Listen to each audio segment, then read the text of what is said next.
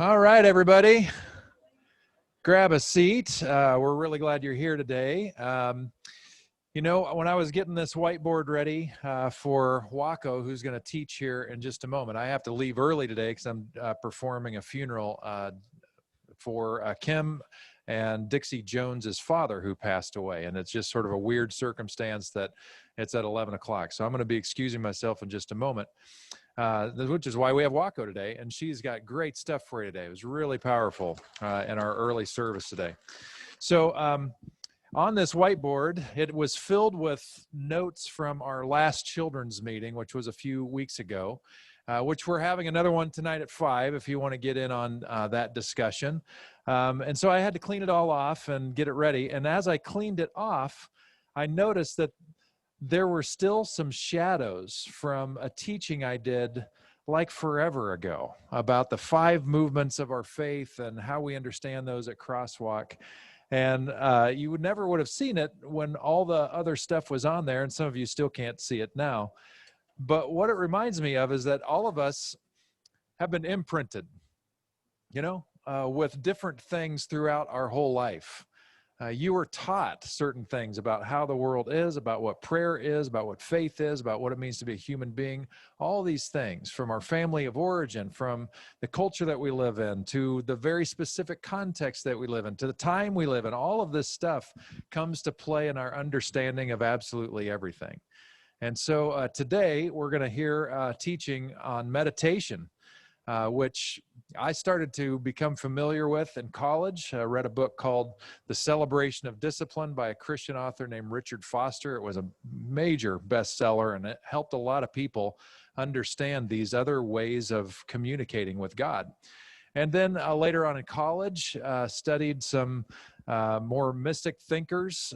Thomas Keating was one of them, about understanding meditation and how to do that. And what I noticed is that when I went into my very first church in Northern Illinois and was talking about meditation, people like took a step back. They're like, what are you talking about, Willis? One of those kinds of things. And they were reacting as if meditation itself was somehow inherently non-Christian or evil or something like that. It was the weirdest thing.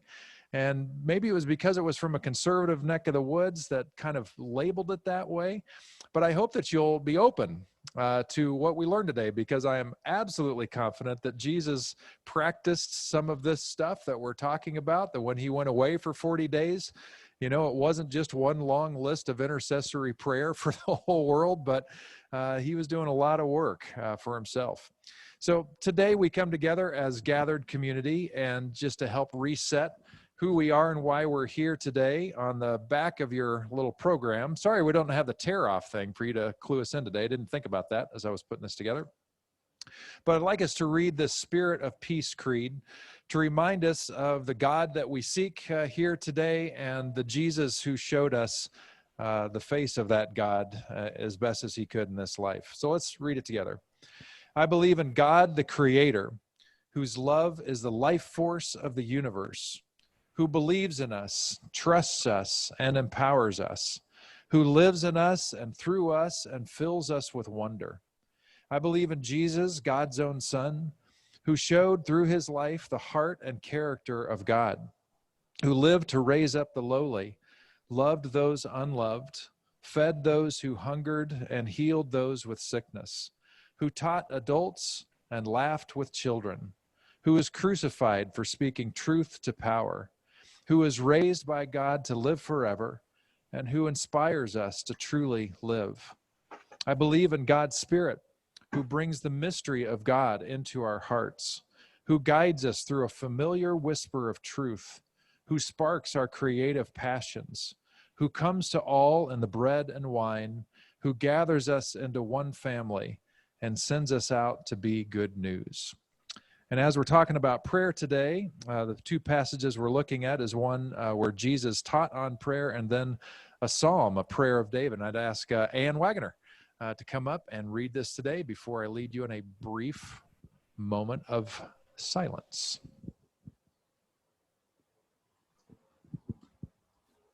Thank you, Ann. This first one comes from the book of Matthew. When you pray, don't be like the hypocrites who love to pray publicly on street corners and in the synagogues where everyone can see them. I tell you the truth, that's all the reward they will ever get. But when you pray, go away by yourself, shut the door behind you, and pray to your Father in private. Then your Father, who sees everything, will reward you. When you pray, don't babble on and on as the Gentiles do. They think their prayers are answered merely by repeating their words again and again. Don't be like them, for your Father knows exactly what you need even before you ask him. Pray like this: Our Father in heaven, may your name be kept holy. May your kingdom come soon. May your will be done on earth as it is in heaven. Give us today the food we need, and forgive us our sins, as we have forgiven those who sin against us. And don't let us yield to temptation, but rescue us from the evil one. And this is from Psalm 34. I will praise the Lord at all times. I will constantly speak his praises. I will boast only in the Lord. Let all who are helpless take heart. Come, let us tell of the Lord's greatness. Let us exalt his name together. I prayed to the Lord, and he answered me. He freed me from all my fears. Those who look to him for help will be radiant with joy.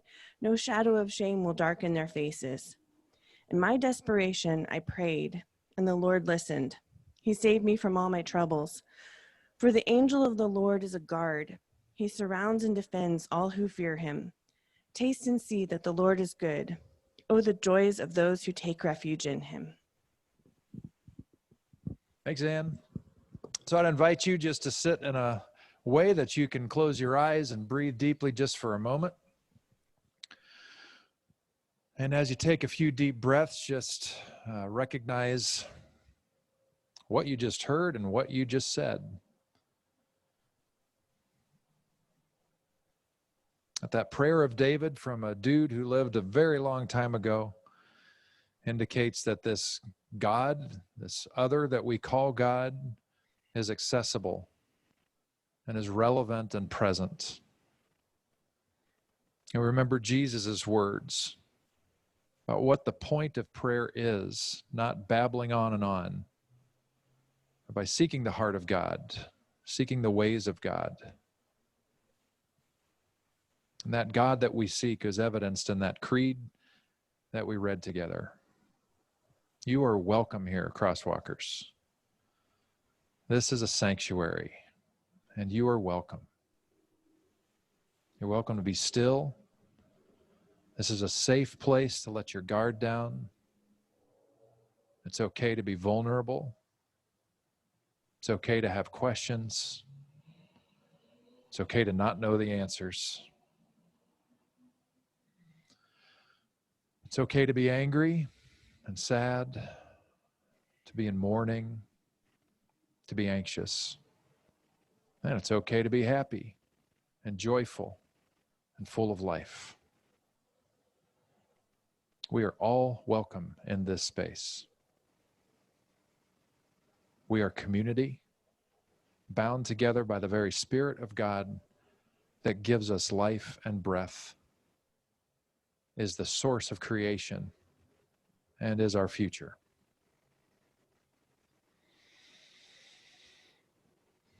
And so, God, as we slow down into this space,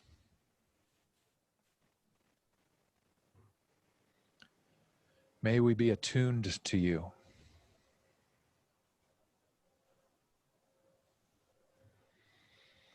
May we choose to be aligned with you.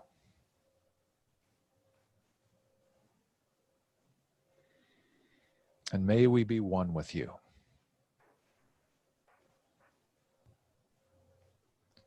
To that end, we pray the prayer that Jesus taught us to pray. Our Father, who art in heaven, hallowed be thy name.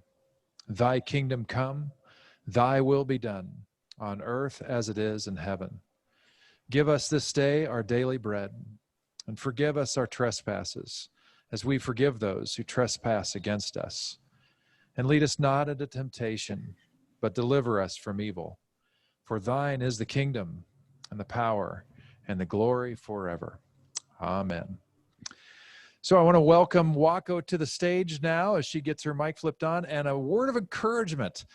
Turn off or silence your cell phones. We had quite a cacophony of cell phone experience in the early service, and as fun as that was, you'll be glad that you silenced it today. Come on up, Wako. Let's welcome Wako to the stage. Thank you. All right. Thanks, guys. Thanks, Pete.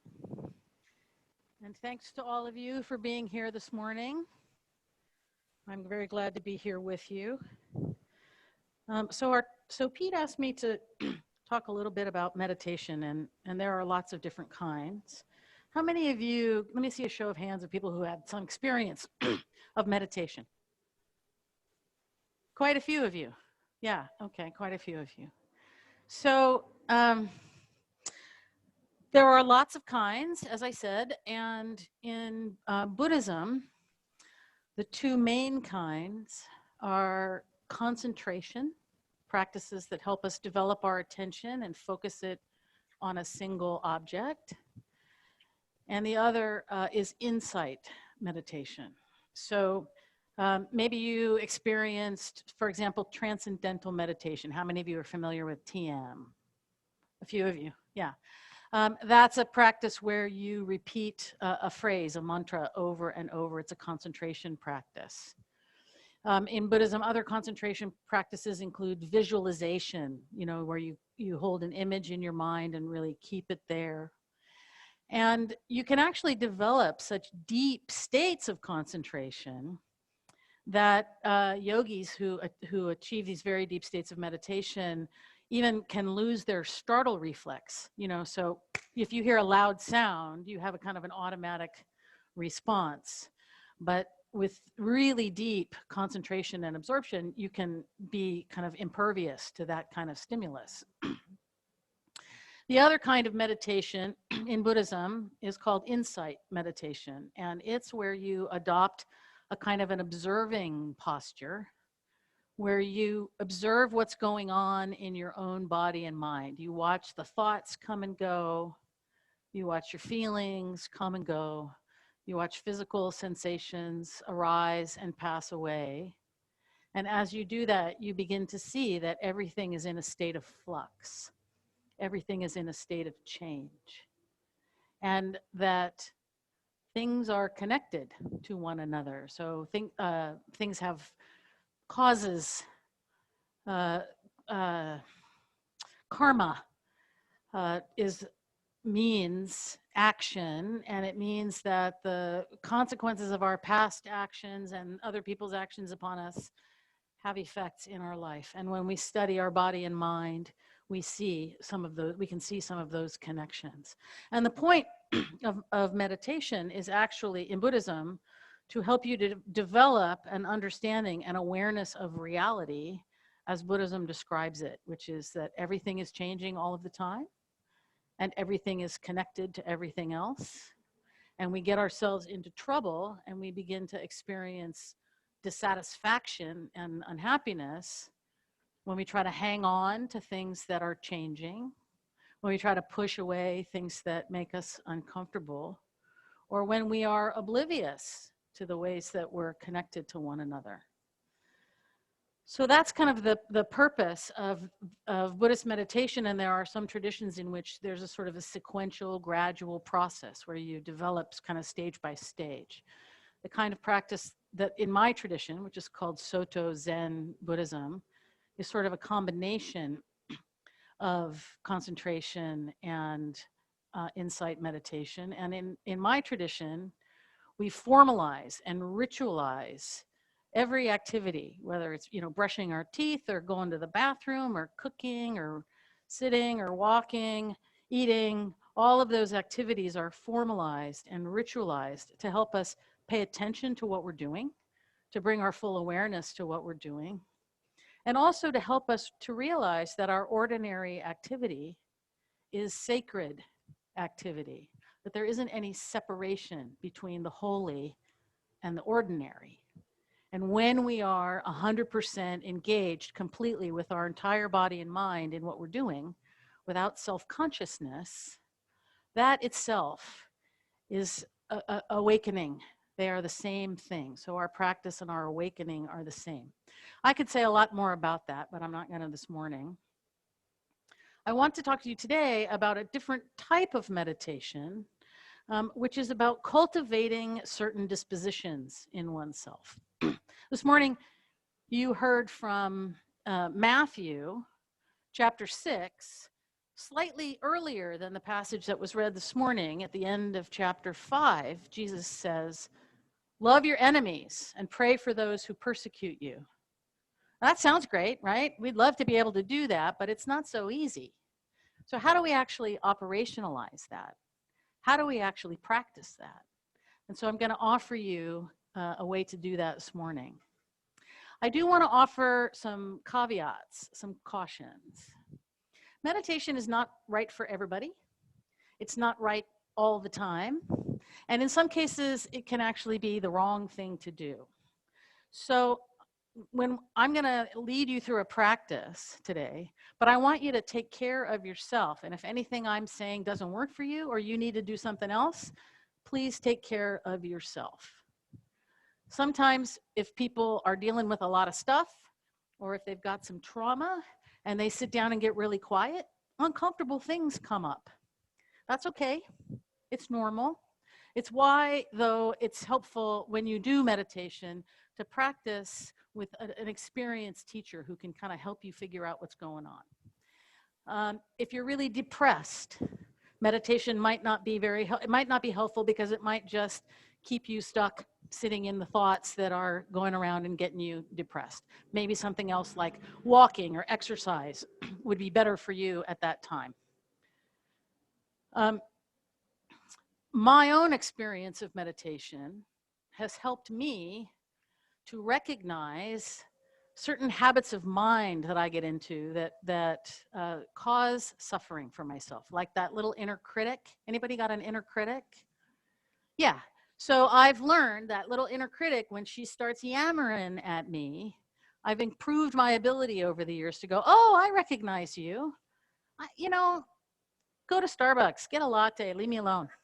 I don't have to believe you, and that itself is very helpful. I have also learned from meditation to be able to tolerate my own discomfort and to be able to just sit with it and to allow it to be as it is. And the capacity to tolerate my own discomfort has made me more able to tolerate other people's discomfort. I work with the dying, right? And that can be uncomfortable. But the capacity to be present with your own discomfort in a compassionate way is precisely your capacity to be present with other people's discomfort in a compassionate way. And when you can just be with somebody else in their discomfort without feeling like you have to push it away or fix it or explain it or make it all better, that in and of itself can be a very powerful gift to someone. So this morning, I want to talk about some practices that come from both the Theravada and Tibetan traditions. They are the practices of the divine abodes, the Brahma Viharas. They mean sort of the highest abodes, the best places to be, the best states of mind. And there are 4 of them. The first is loving-kindness, the wish that others be happy. Buddhist ethics are based on the principle that we all want to be happy. We all want to be free of suffering. So loving kindness, metta in Sanskrit, is the wish that others be happy and free of suffering. It's a kind of love that connects us to other people. The next one is compassion, which is empathy for the suffering of others, recognizing that their suffering and your suffering, their distress and your distress are the same, right? It's love that responds to people who are having trouble. The third is appreciative joy, and this may be the hardest one. It's joy in the happiness and success and well-being of others. It's mudita is love that celebrates the happiness and well-being of others. And equanimity, upekkha, is love that allows. Love that accepts that things might not be the way we want them to be, but they are what they are. So it's a kind of a deep acceptance of things as they are, and an even-mindedness, whether things are going the way you want them to or whether they're going not the way you want them to, right? So these are called the 4 divine abodes, and each of them has what is called a near enemy and a far enemy. Okay, so the opposite of loving kindness is ill will and hatred, right? You can kind of see that right away. And the far, did I say near enemy? I meant far enemy. The far enemy, the opposite of loving kindness, is ill will and hatred.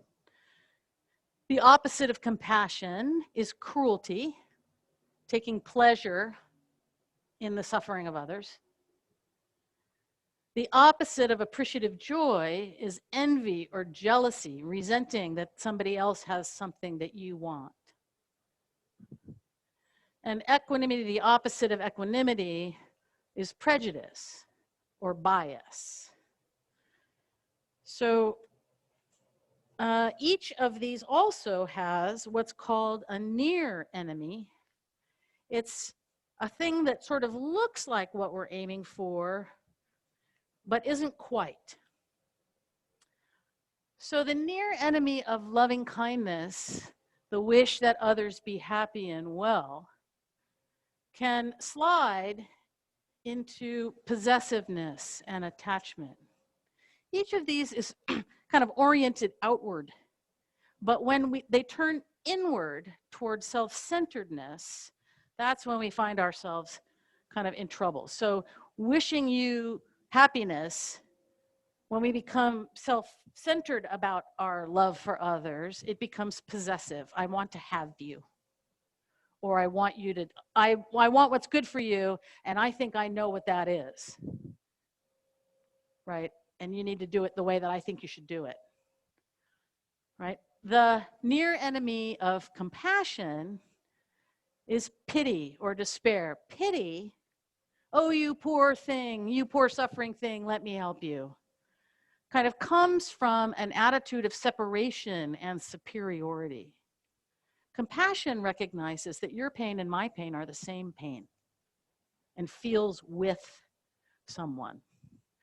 And when compassion turns inward and becomes overwhelming, we can fall into despair because the suffering of the world is immense, right? And we're just one person, right? The near enemy of appreciative joy is intoxication, kind of an overexcited attachment, a sort of an over-exuberance in the happiness of others. You become so intoxicated with somebody else's choices or qualities that you want to have that for yourself, and that you want to kind of keep it for yourself, as I said. And equanimity, this is a common misconception about Buddhism, which teaches non-attachment. That means equanimity, not indifference. It doesn't mean that we don't care. It doesn't mean that we're apathetic. It means that we accept the situation as it is. I might have some ideas about what's good for you, but you have your own path, and you have to make your own way, and I can't control it, right? And that's kind of the attitude of equanimity. So as we slide into one of these near enemies, it's actually the next divine abode that helps us get out of it, right? So if we find ourselves sliding into possessiveness or attachment, recognizing that you have your own way, for example, and having compassion for the fact that you need to find your own way and do your own thing, is an antidote to that. When we fall into despair, looking at the good in a situation, looking for what there is to be appreciated and valued, can kind of lift us out of that state. And when we slide into indifference, rekindling love is the way to lift us out of that state. So there's a whole kind of series of practices for cultivating each of these states. And I'm going to teach you one this morning for cultivating loving kindness. So I want to invite you first to sit in a way that makes it easy for you to breathe comfortably. Right? And it might help to put your feet on the floor, on the ground if you can. But just be comfortable and open up your chest a little bit. Lift up a little bit on your sternum so that you can breathe easily. And just bring your awareness into your body. Bring your awareness into the physical sensation of just sitting here in the chair. And again, I want to repeat, if anything I say doesn't work for you, do what you need to do to take care of yourself. You know best what you need. So take good care of yourself. But if you're willing, just really focus on the sensation, the physical sensation of sitting on what you're sitting on. Places where there might be more or less pressure, different parts of your body. Maybe you can feel your clothing on your skin. There's sounds in the air, just let them come and go. And if your mind is busy, that's fine. There's no problem. You're not doing anything wrong. Just let your mind be what it's being. Do what it's doing. And when you're ready, just bring your awareness to your breathing. Let it come in and out of your body. You don't have to control it in any way. Just notice how it moves in and goes back out again. And just tune in to the sensation of breathing. Right here. Just now, with nothing to do, nothing to accomplish, nowhere to go, but to just arrive here at this moment.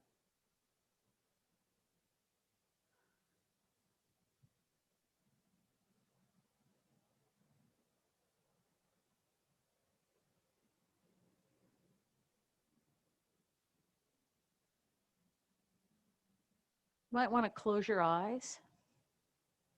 If that makes you uncomfortable, keep them open. Do whatever you need to do. But I invite you to call to mind an image of somebody who has been very kind to you in your life, a mentor, a benefactor, a really good friend, someone for whom you have uncomplicated feelings of gratitude and appreciation. Someone that easily evokes love in you. And see if you can call that person clearly to your mind, as if you were sitting across the table from them. Really, in detail, try to imagine this person's face. And then make the wish for them. May you be happy. May you be well. May you be at ease in body and mind. May you be safe. Whatever words are authentic for you, make that wish for this person and notice how you feel in your body when you think of this benefactor and wish them well. How does it feel in your body to call up the image of this person that you love and wish them well? May you be happy. May you be safe. May you be at ease in body and mind. And just for a couple of minutes, make that wish for them over and over. And if your mind wanders, it's okay. Just whenever you notice you've wandered, bring it back. Try to rekindle that image in your mind and extend your good wishes. May you be happy. May you be well. May you be at ease.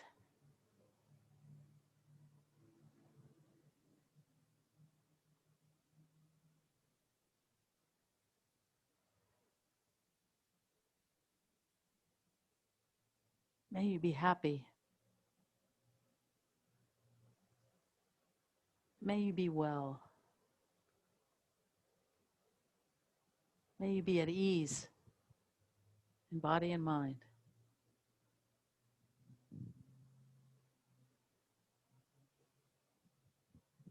And again, pay attention to any physical sensations associated with this practice.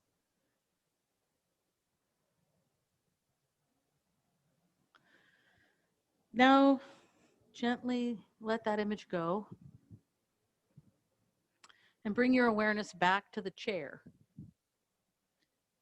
and back to the present, back to the experience of sitting on what you're sitting on, breathing in and out.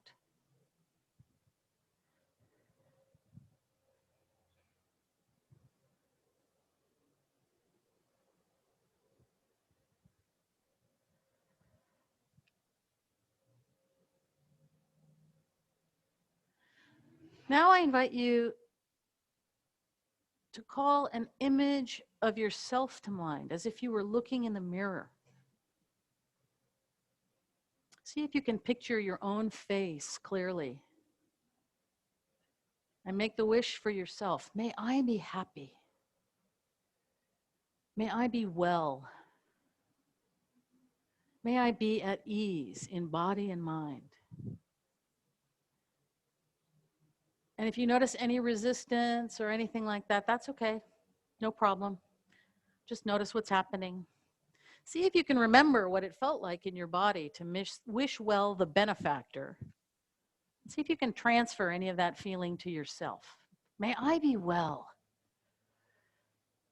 May I be happy. May I be at ease in body and mind. May I be well. And just make this wish for yourself over and over. May I be happy. May I be at peace. And notice what comes up.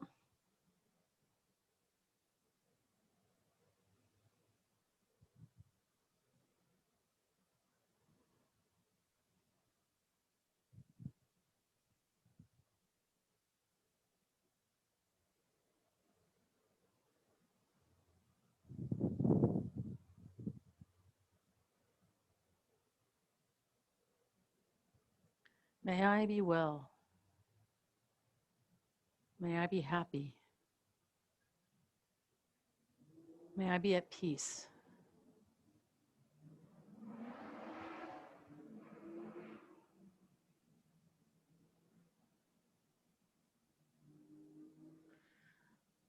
Now see if you can let go of that image of yourself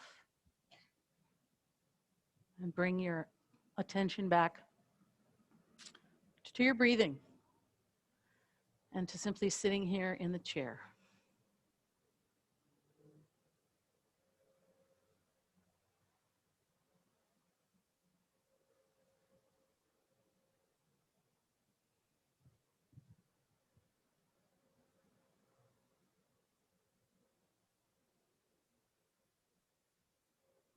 Now I invite you to call to mind an image of somebody that you don't feel one way or the other about.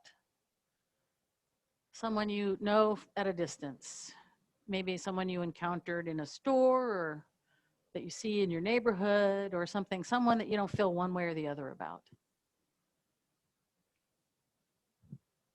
And see if you can call that person clearly into your mind. May you be well. May you be happy. May you be at ease in body and mind. And notice what happens in your body as you make this wish for this neutral person.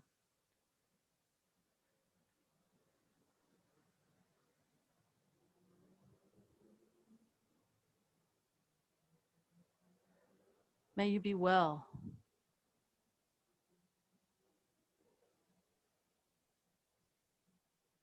May you be happy.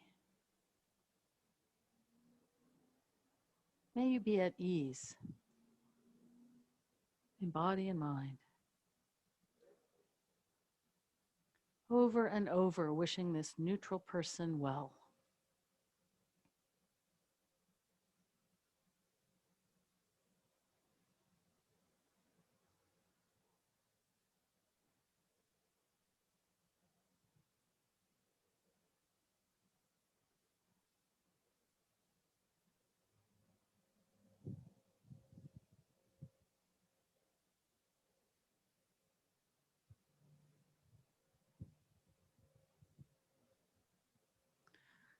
Now let go of the image of this neutral person and bring your awareness back into your body,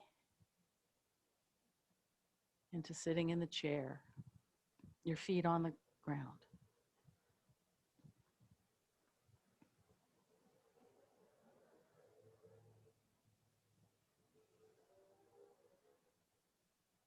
Breath rising and falling.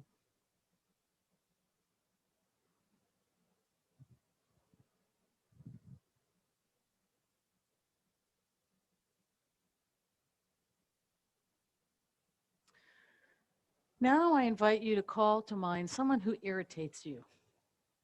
Not the person who hurt you most in your life, not the person who broke your heart, somebody who's just a little irritating. Kind of gets under your skin, on your nerves. And see if you can call an image of this person, this irritating person, into your mind. And see them clearly in front of you. And make the wish for this irritating person. May you be happy.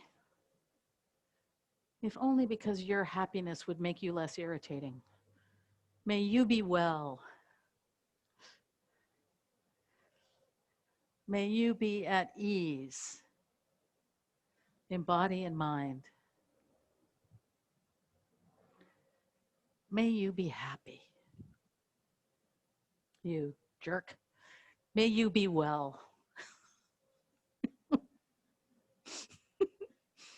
May you be at ease in body and mind. May you have the causes of happiness. Sometimes you got to do it through your teeth, you know. May you be well.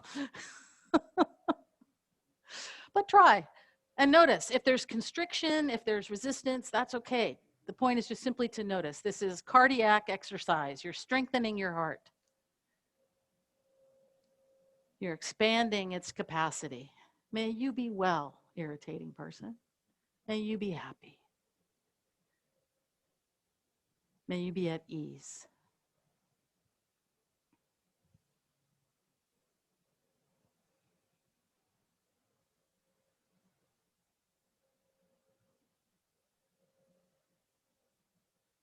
And if you feel nothing, that's okay too. Just keep making the wish. May you be happy.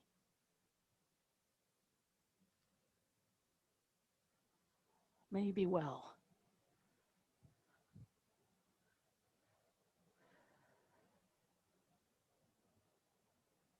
May you be at ease.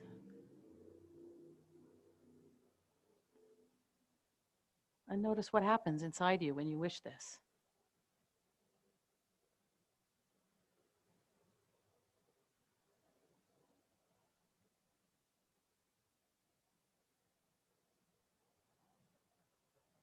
Now let that irritating person go and come back to the breathing and the chair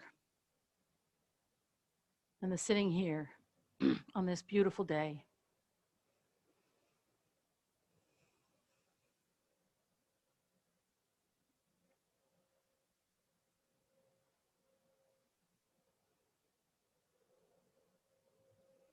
And just touch the ground right where you are.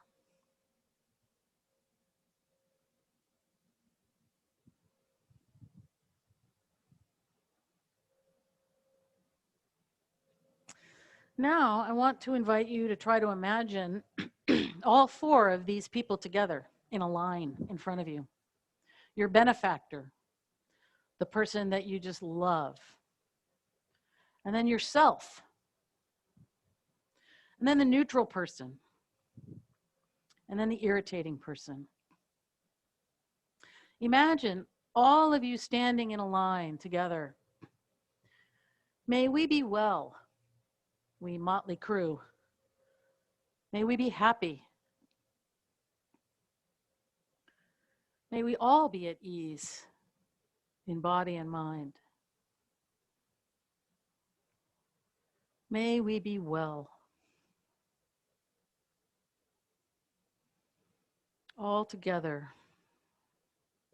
The benefactor, myself, the neutral person, the annoying person. May we be well and happy, at ease, in body and mind. Huh? No. And from this group, we're going to begin to expand our wish outward. So first, let's include everybody who's here in the courtyard. May everyone here be happy and well. May you be safe. May we all be at ease in body and mind. All of us here today, this morning. May we be well.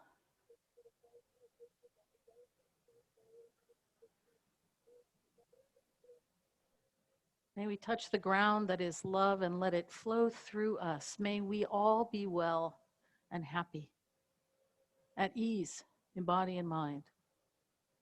And then let's extend our wish out to all the crosswalkers who aren't physically here today, but who are members of this community, this family. May all crosswalkers be well. May you be happy. May we be at ease in body and mind together. All crosswalkers, wherever you are, may you be well. May you be free from suffering. May you be happy and at ease. And then let's expand outward to Napa. May everybody in Napa be well and happy. Whatever their state, whoever they are, may they be well and happy, at ease in body and mind. May they be safe, free from suffering. And then the whole valley. May everyone in this valley be well. May they be happy and safe and free from suffering.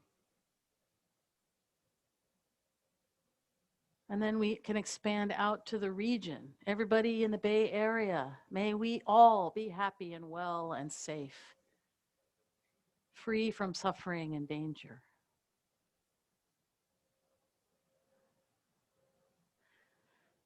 Everyone in California,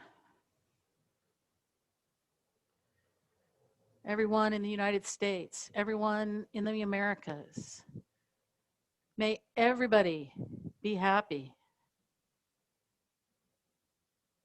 Gradually we expand outward. May all these people be happy. And then let's start including the non-human beings, the beings in the waters, the beings in the air,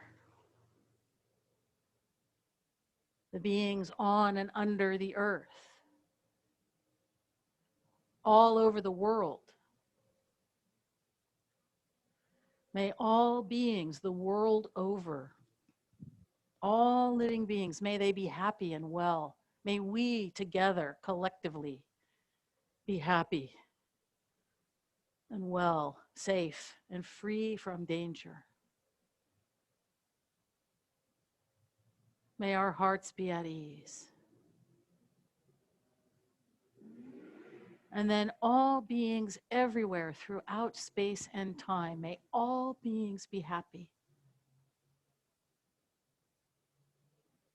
May all beings everywhere, see if you can open your heart wide enough to include all beings throughout space and time everywhere.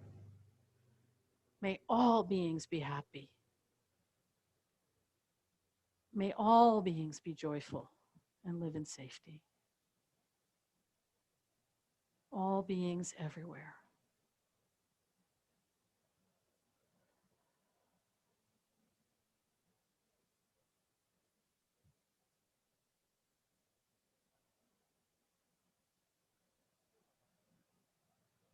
Let us be vessels overflowing with the love that is God.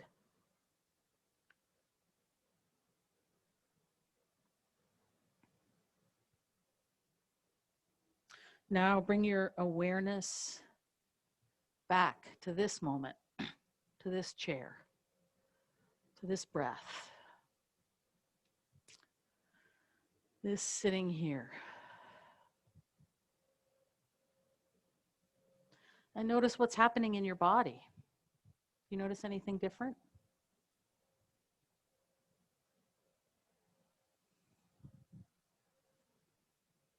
Just tune in to yourself and see what's going on.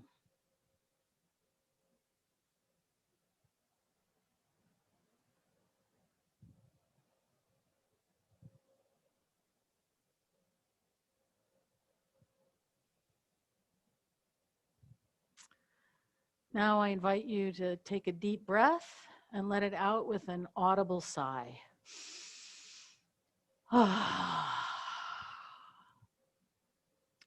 Let's do that again because we can.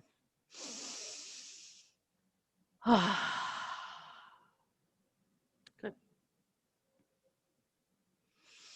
And when you're ready, just open your eyes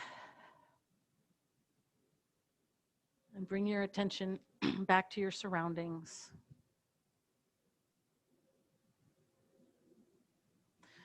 So, what did you notice doing that practice? What did you notice?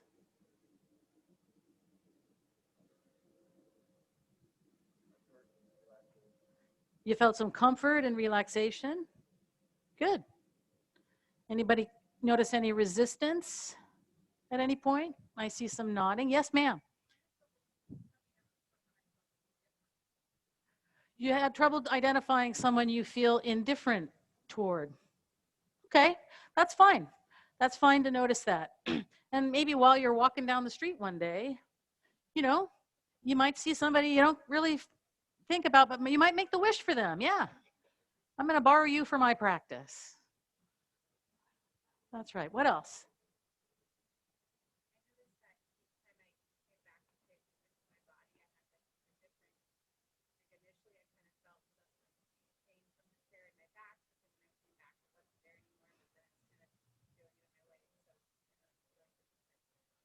So as she continued to come back to her own body, she noticed different things in her body each time. First sensations in her back and then sensations in her legs.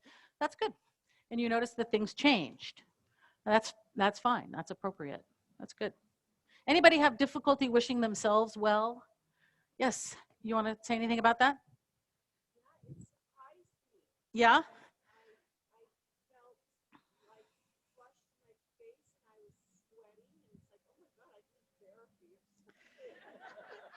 Okay, so she said that it was really hard to wish herself well. She found herself flushing and, you know, perspiring a little bit, and it's hard, right? So traditionally, this practice starts with the self. Tibetans, you know, like Tibetan Buddhists, they don't understand low self-esteem. It's a product of our individualistic American culture. They don't get it. So for them, it seems absolutely perfectly natural that you would start with yourself and wish yourself well and happy, but that's not the easiest thing for some people. And so when I teach this practice, I start where it's easiest, right? Where you can feel in your chest, you know, I don't know about you, but my heart opens when I start beaming love to my benefactors, right? And then you notice maybe when you shift to yourself, maybe there's a little resistance, maybe there's a little tension. Okay, that's fine. This is a practice. It's a way of cultivating loving kindness over time. And there are very similar practices for cultivating compassion, appreciative joy, and equanimity. Right? So these practices are really all about developing these dispositions in ourselves. Loving your enemy and praying for those who persecute you is not so different from finding an irritating person in your mind and saying, may you be happy. May you have the same happiness that I wish for myself. May you be at ease. Not so easy, but as we do this, our heart opens and we gradually can become a more loving person. And there's another practice that I thought about teaching this morning, but maybe for another occasion. That's a forgiveness practice, a forgiveness of others, a forgiveness of the self. And sometimes that can be helpful preparation for doing loving kindness practice. Any other comments people want to make? Yes. Yes, you're noticing what feels different from the beginning to the end. Empty space.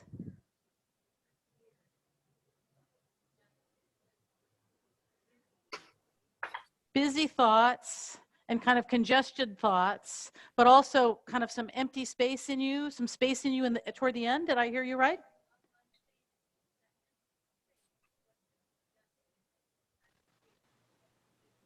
Okay, so some stuff kind of cleared away. Yeah, you sort of let go of some stuff. Is that right? Okay, great. Good. Good. All right, so, again, these are practices, and it's good to do them, if you undertake a discipline of meditation, it's helpful to find teachers who have experience with it, who, if difficulties come up or whatever, you've got somebody who can kind of help you work through them. In Buddhism, which is, my tradition, we don't keep for ourselves the good that comes from our practice. We give it away. So I'm going to close us today by reciting the Buddha's teaching on loving kindness, and then I'm going to dedicate the merit, the good karma, any good that arose from this practice today to all beings, including ourselves. All right, so the Buddha's teaching on loving kindness. If you are able and willing, please stand.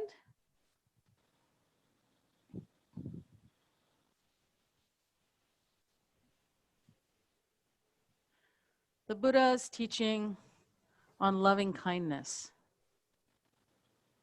This is what should be accomplished by the one who is wise, who seeks the good and has attained peace. Let one be strenuous, upright, and sincere, without pride, easily contented and joyous.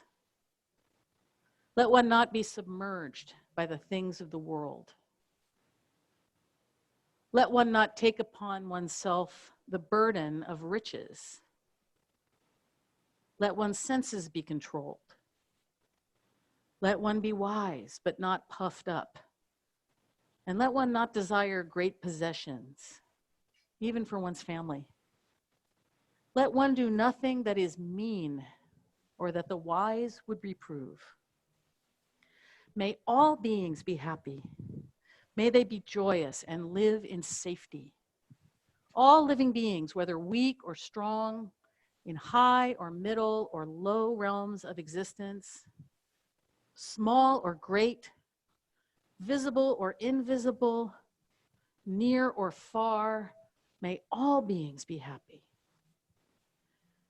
Let no one deceive another or despise any being in any state. Let none by anger or hatred wish harm to another.